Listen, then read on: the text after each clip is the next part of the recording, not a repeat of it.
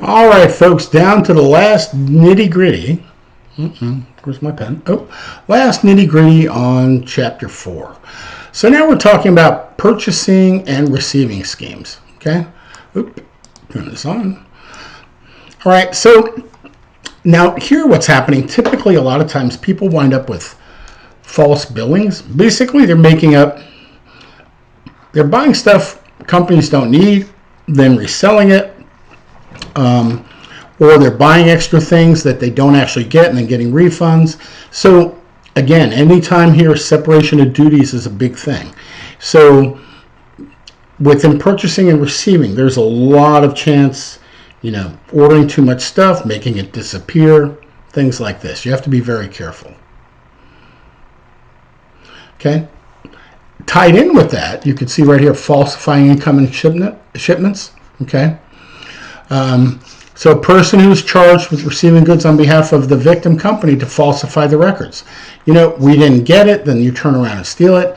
They could reject part of it. And usually what happens, there turns out there's a problem with the payment. So not always, but on occasion the company that's doing the shipping could make a mistake. But people will count and say, listen, there was only 10 in the box when there was 12, 2 of them disappeared.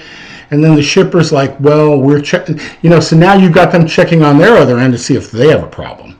So again, another possibility. You could see where there's room here for somebody to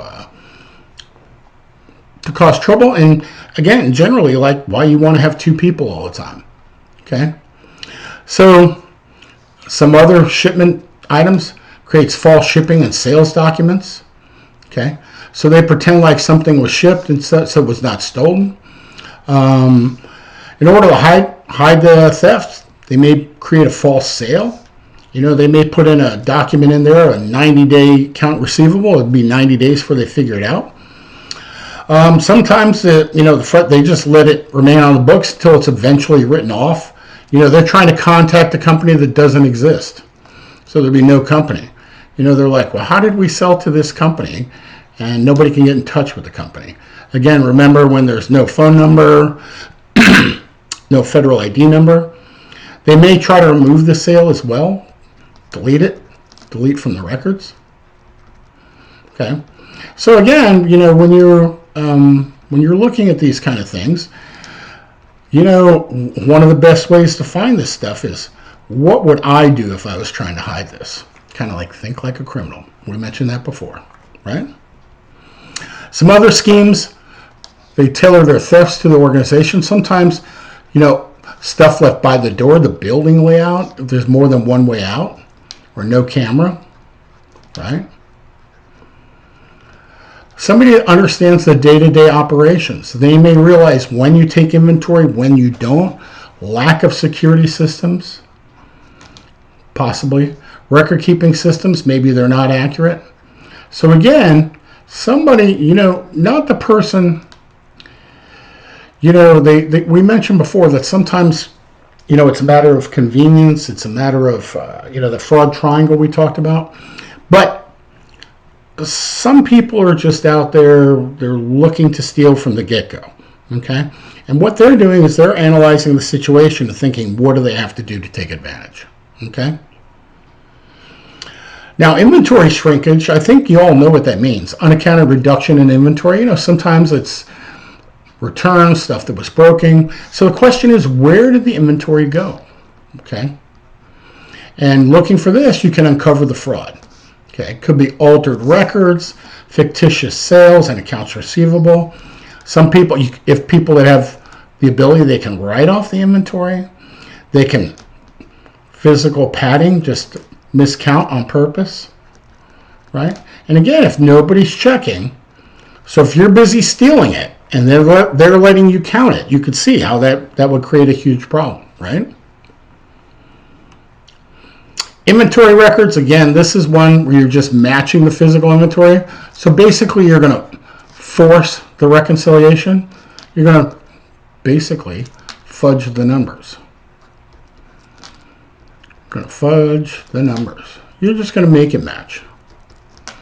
Now, eventually, one day, when somebody else becomes involved, they're going to catch it. But you may be long gone by then. Okay, so basically, they just changed the number. We'll just say it's, so it makes it look like there's no shortage.